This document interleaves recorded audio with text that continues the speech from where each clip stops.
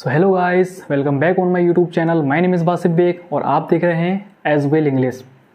सो जैसा कि हमने लास्ट लेक्चर में प्रेजेंट इंडेफिनिट के बारे में पढ़ा था, प्रेजेंट इंडेफिनिट क्या क्या होते हैं, प्रेजेंट इंडेफिनिट के सेंटेंस कैसे बनाते हैं, मैंने आपको होमवर्क भी दिया था, ठीक है ना। हमने अपना स्पोकन इंग्लिश की एक सीरीज शुरू की थी जिसकी पहली क्लास थी वो, और ये हमारी आज दूसरी क्लास है जिसमें हम पढ़ेंगे present continuous tense. Present continuous tense को हम बारीकी से बेसिक तरीके से जानेंगे, हर एक चीज़ हम यहाँ क्लियर करेंगे, ठीक है। So let's start video. But video start करने से पहले I would like to request you, मैं आपसे रिक्वेस्ट करता हूँ कि आप अगर हमारे चैनल पर नए हैं so please like and subscribe our YouTube channel and press the bell icon to get notification for upcoming related videos, ठीक। सो स्टार्ट करते हैं हमारी इस वीडियो को। इस वीडियो में पढ़ेंगे प्रेजेंट कंटिन्यूस टेंस के बारे में। प्रेजेंट कंटिन्यूस टेंस क्या होते हैं उसके बारे में हम पढ़ेंगे। इसकी पहचान क्या होती है, जैसे हमने प्रेजेंट इंडेफिनिट टेंस में पढ़ा, उसकी पहचान क्या थी, उसकी पहचान थी कि वाक्य के अंत में ता है, ती है, ते है जैसे शब्द आ रहे थे, ठीक। और प्रेजेंट कंटिन्यूस टेंस के लास्ट में जो है वो आपका रहा है, रहा हूँ, रहे हैं, रही है जैसे शब्द आएंगे वाक्य के लास्ट में। अगर ऐसे शब्द वाक्य के लास्ट में आते हैं तब आप समझ जाना कि वो सेंटेंस जो है वो प्रेजेंट कंटिन्यूस टेंस का सेंटेंस है, ठीक। और ये कैसे पता चलेगा कि प्रेजेंट है, रहा है, वह काम कर रहा है, वह काम कर, मैं काम कर रहा हूँ, मैं काम कर रहा हूँ, तो मैं प्रेजेंट में तो काम कर रहा हूँ, तो ये हमारा प्रेजेंट में है। वे काम कर रहे हैं तो वे काम प्रेजेंट में तो काम कर रहे हैं। वह काम कर रही है तो वह काम प्रेजेंट में तो काम कर रही है, तो ये हमारा इसलिए प्रेजेंट कंटिन्यूस टेंस है। प्रेजेंट कंटिन्यूस टेंस की पहचान है रहा है, रहा हूँ, रहे हैं, रही है जैसे शब्द वाक्य के अंत में आते हैं। अगर ऐसे शब्द वाक्य के अंत में आते हैं तो वो सेंटेंस हमारा कौन सा है, प्रेजेंट कंटिन्यूस, ठीक। अब इसे बनाने से पहले, इसे स्टार्ट करने से पहले कुछ बेसिक सी चीज़ें हैं जो पहले हमें समझना बहुत ज़रूरी है, जिसके बिना हम ये नहीं बना सकते हैं, तो पहले उसे समझ लेते हैं, ठीक। एक सेंटेंस देखिए, वह खाना खा रहा है, ठीक, खा रहा है, लास्ट में रहा है आ गया, इसका मतलब कौन सा है, इसका मतलब हमारा प्रेजेंट कंटिन्यूस टेंस हो गया, प्रेजेंट कंटिन्यूस टेंस का सेंटेंस हो गया, ठीक। इसको हमने बनाया he is eating the food. ये कैसे बनाया मैं आपको बताऊंगा, अभी आप थोड़ी सी समझ लीजिए। He is eating the food, तो जैसा कि हमने प्रेजेंट इंडेफिनिट टेंस में पढ़ा था उसमें सिर्फ और सिर्फ हमारी वर्ब यूज हो रही थी, वर्ब, हेल्पिंग वर्ब यूज नहीं हो रही थी, ठीक। हमारी सिर्फ वर्ब यूज हो रही थी जिसे हम प्रिंसिपल वर्ब कहते हैं। किसी भी सेंटेंस बनाने के लिए दो चीज़ें चाहिए होती हैं, एक सब्जेक्ट और दूसरा वर्ब, प्रिंसिपल वर्ब। इन दोनों के अलावा सेंटेंस नहीं बन सकता। आप ऑब्जेक्ट ले लो, आप कुछ भी ले लो, अगर सेंटेंस के अंदर वर्ब नहीं होगी, जो क्रिया नहीं होगी, तो सेंटेंस नहीं हो पाएगा। इसलिए वर्ब की बहुत ज़्यादा आवश्यकता होती है सेंटेंस बनाने के लिए, ठीक।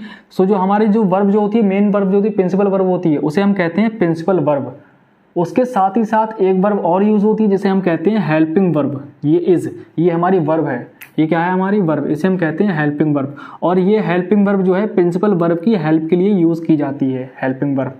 हेल्पिंग वर्ब जो है प्रेजेंट इंडेफिनिट और past indefinite, point to be noted, ये पॉइंट नोट करने वाली बात है। अगर आप कॉपी पेन लेके बैठे हुए तो ये इस चीज़ को नोट कर लीजिए कि हेल्पिंग वर्ब प्रेजेंट इंडेफिनिट और पास्ट इंडेफिनिट टेंस को छोड़कर बाकी सारे टेंस में हेल्पिंग वर्ब यूज होती हैं।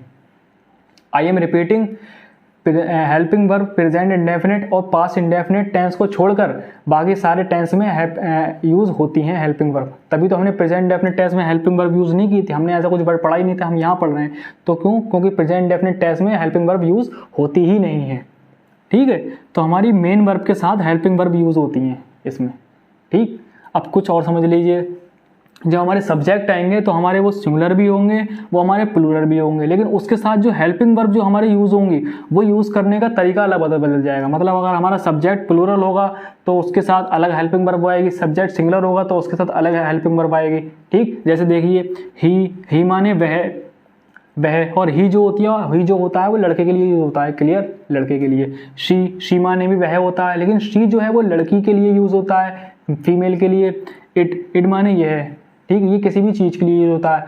ये तीनों सब्जेक्ट, ये तीनों वर्ड, ये तीनों प्रोनाउन, ठीक, अगर किसी भी उसमें यूज होते हैं सेंटेंस में, किसी भी सेंटेंस में अगर जैसे तीनों प्रोनाउन आते हैं तो उसके साथ हम इज यूज करते हैं। क्या यूज करते हैं बेटा, इज यूज करते हैं। क्यों, क्योंकि ये हमारा सिंगुलर है, एक बंदे की बात हो रही है, वह ये है, तो पार्टिकुलर एक बंदे की बात हो रही है, तो एक बंदे के साथ हेल्पिंग वर्ब यूज करते हैं हम इज। दूसरे देखिए प्लूरल, अगर हमारा सब्जेक्ट प्लूरल होगा, अगर हमारा प्रोनाउन प्लूरल होगा, लाइक यू, वी, दे, आई।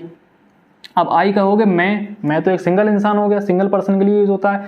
बिल्कुल, लेकिन मैं जो है हमारा ग्रामेटिकल लैंग्वेज में जब हम सेंटेंस बनाते हैं तो वो हमारा प्लूरल में काउंट किया जाता है, हमेशा हमेशा प्लूरल में ही काउंट किया जाएगा। क्या?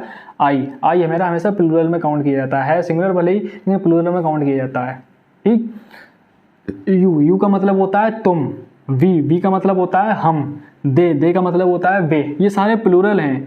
ठीक है, ये सारे प्लूरल हैं, तो इनके साथ हम क्या यूज़ करते हैं? आर का यूज़ करते हैं। केवल आई के साथ हम एम का यूज़ करते हैं। ठीक, केवल आई के साथ हम एम हेल्पिंग वर्ब का यूज़ करते हैं। सो क्लियर हो गई ये सारी बातें। हेल्पिंग वर्ब किसके साथ क्या यूज़ करते हैं, सब क्लियर हो गया। ठीक है। सो अब आते हैं अपने टॉपिक पर। अब हम अपना सेंटेंस स्टार्ट करते हैं, सेंटेंस बनाने की क्रिया को। ठीक है। प्रेजेंट कंटिन्यूस टेंस की पहचान क्या होती है मैंने बता दिया आपको। रहा है, रहा हूँ, रहे हैं, ऐसे शब्द आते हैं तो उसे प्रेजेंट कंटिन्यूस टेंस कहते हैं और प्रेजेंट कंटिन्यूस टेंस कहते हैं। अब ये कैसे बनाते हैं, इनके बनाने के रूल्स क्या हैं, अब हम उसे जानेंगे बेसिकली अच्छे तरीके से। ठीक है। अब हम जानेंगे प्रेजेंट कंटिन्यूस टेंस को कैसे बनाएं। ठीक है बेटा, तो हम जानेंगे प्रेजेंट कंटिन्यूस टेंस को कैसे बनाएं। तो हम अब पहला टेंस लेते हैं, अपना पहला टेंस लेते हैं। पहला टेंस लेंगे हम, वह खाना खा रहा है। वह खाना खा रहा है। अब देखिए यहाँ रहा आ गया, इसका मतलब रहा आ गया, इसका मतलब प्रेजेंट कंटिन्यूस टेंस का सेंटेंस है। ठीक, इसे कैसे बनाएंगे, इसे हम बनाएंगे सबसे पहले हमारा रूल्स अपनाएंगे। जैसे मैंने हर सेंटेंस में रूल्स बताया है आपको। इसका क्या रूल्स है देखो, सबसे पहले हमारा इसका सब्जेक्ट हो गया। सब्जेक्ट तो सबसे पहले लिखा जाता है हमेशा सब्जेक्ट। सब्जेक्ट के बाद होती है बेटा हमारी हेल्पिंग वर्ब। इसमें आएगी सब्जेक्ट के बाद हमारी हेल्पिंग वर्ब, हेल्पिंग वर्ब। ठीक, हेल्पिंग वर्ब के बाद आएगा हमारा इसमें मेन वर्ब। हेल्पिंग वर्ब के बाद आएगा हमारा मेन वर्ब। मेन वर्ब यानी वर्ब, वर्ब की फर्स्ट फॉर्म। और वर्ब की फर्स्ट फॉर्म के साथ साथ वर्ब की फर्स्ट फॉर्म में लगेगा इसमें आईएनजी प्लस आईएनजी। वर्ब की फर्स्ट फॉर्म में आईएनजी लगेगा इसमें, और उसके बाद प्लस ऑब्जेक्ट, वस्तु। ठीक है बेटा, तो ये हमारा प्रेजेंट कंटिन्यूस सेंटेंस बनाने का ये हमारा रूल्स हो गया। क्या हो गया? Subject plus helping verb plus verb की फर्स्ट फॉर्म में आईएनजी प्लस ऑब्जेक्ट। ठीक, कैसे बनाएंगे देखिए। सब्जेक्ट हमारा क्या हो गया? वह। सब्जेक्ट हमारा क्या हो गया? वह खाना खा रहा है। खा रहा है, इसका मतलब कौन खा रहा है? मेल खा रहा है, लड़के की बात हो रही है यहाँ। लड़के के लिए क्या यूज़ करते हैं हम? लड़के के लिए यूज़ करते हैं हम ही। ठीक, सिंगुलर है तो ही लड़के के लिए यूज़ करते हैं, तो हमने यहाँ ही लिख दिया, ही। उसके बाद क्या है हमारा? Helping verb. हेल्पिंग वर्ब मैंने बताया था, अगर हमारा सब्जेक्ट ही आता है, सब्जेक्ट सिंगुलर ही आता है, तो उसके साथ हेल्पिंग वर्ब क्या यूज़ करते हैं हम? उसके साथ हेल्पिंग वर्ब यूज़ करते हैं इज। ठीक है बेटा, तो हमने यहाँ इज लिख दिया, इज हो गया। ठीक, उसके बाद हमारा क्या है? वर्ब की फर्स्ट फॉर्म में आईएनजी। वर्ब की फर्स्ट फॉर्म, जा खा रहा है। खा रहा है, तो खाने को मैंने बताया था आपको, खाने को इंग्लिश में क्या कहते हैं? खाने को इंग्लिश में कहते हैं हम ईट। खाने को इंग्लिश में क्या कहते हैं बेटा हम? खाने को इंग्लिश में कहते हैं ईट। और ईट के साथ क्या लगेगा हमारा? आईएनजी। ईट के साथ क्या लगेगा हमारा? आईएनजी। तो ये क्या हो जाएगा? ईटिंग। ठीक, और क्या है हमारा? फिर ये हो गया। फिर हमारा क्या बचा? ऑब्जेक्ट। ऑब्जेक्ट क्या हमारा? खाना, तो हम खाना लिख देंगे, the food. He is eating the food. Clear है? अच्छा, एक चीज़ और मैं आपको बता दूं, चाहे प्रेजेंट कंटिन्यूस टेंस हो, चाहे पास्ट कंटिन्यूस टेंस हो, चाहे फ्यूचर कंटिन्यूस टेंस हो, सारे टेंसों में वर्ब की फर्स्ट फॉर्म में आईएनजी लगेगी। अगर आप कोई सा भी कंटिन्यूस का टेंस बना रहे हैं तो कंटिन्यूस के टेंस में सारे वर्ब की फर्स्ट फॉर्म में आईएनजी लगेगी, हमेशा हमेशा लगेगी। ठीक, केवल और केवल हेल्पिंग वर्ब चेंज हो जाती हैं। पास्ट में हेल्पिंग वर्ब चेंज हो जाएगी, फ्यूचर में हेल्पिंग वर्ब चेंज हो जाएगी। केवल और केवल हेल्पिंग वर्ब चेंज होती है, बाकी का सारा procedure same as it is रहता है, चाहे पास्ट में हो चाहे फ्यूचर में हो। वो सारी बातें हम जब आगे पढ़ेंगे करके, तब आपको वो सारी चीज़ें समझ में आएंगी। ठीक, क्लियर हो गया। और हम इसका देखेंगे नेगेटिव। हम देखेंगे वह खाना नहीं खा रहा है।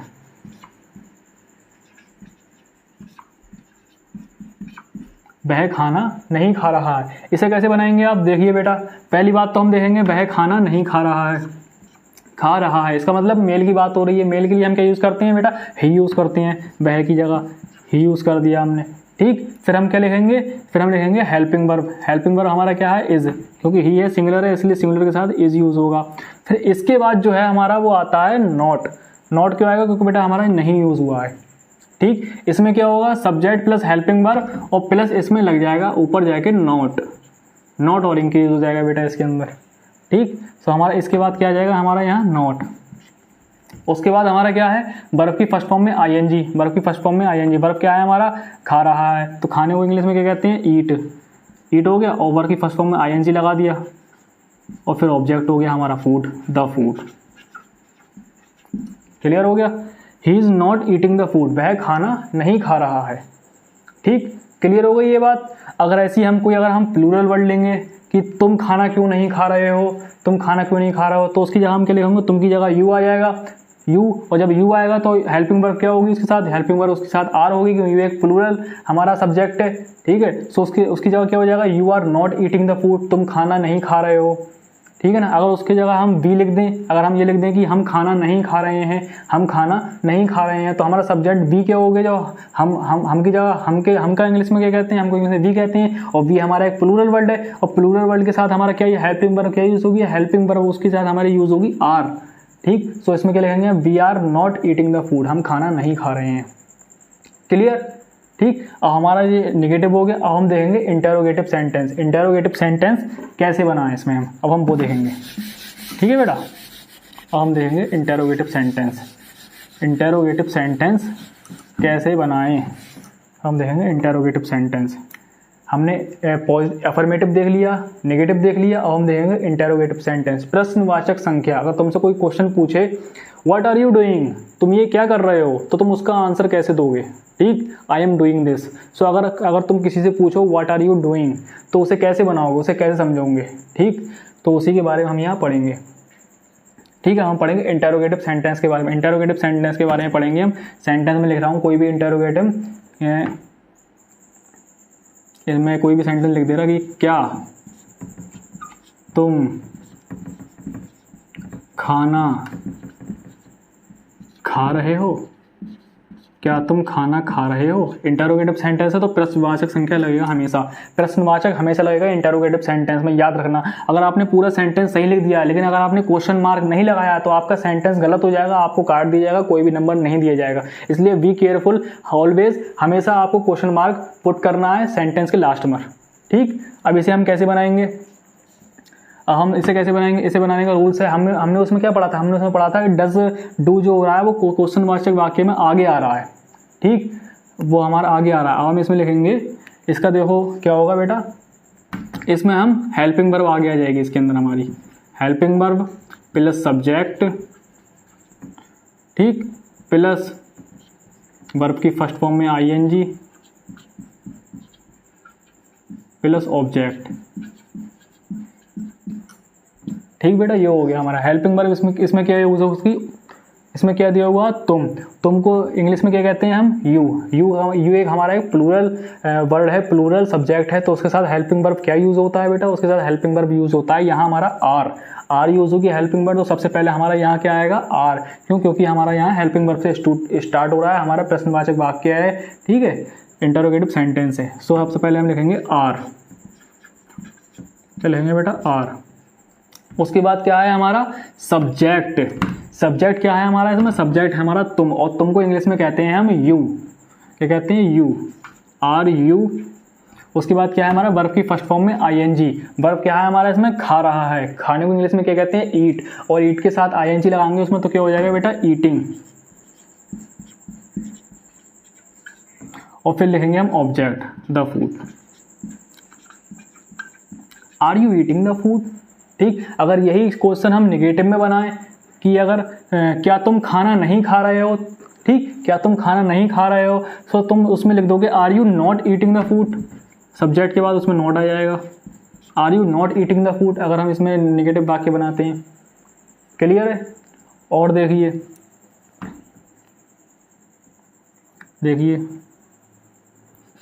वह क्या काम कर रहा है,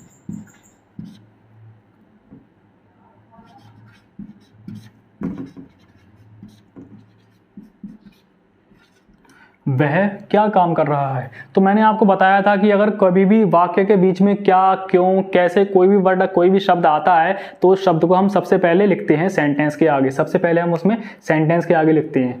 ठीक, तो इसमें क्या है हमारा, क्या है, क्या को इंग्लिश में क्या कहते हैं, क्या को इंग्लिश में कहते हैं व्हाट। सबसे पहले हम लिखेंगे बेटा व्हाट,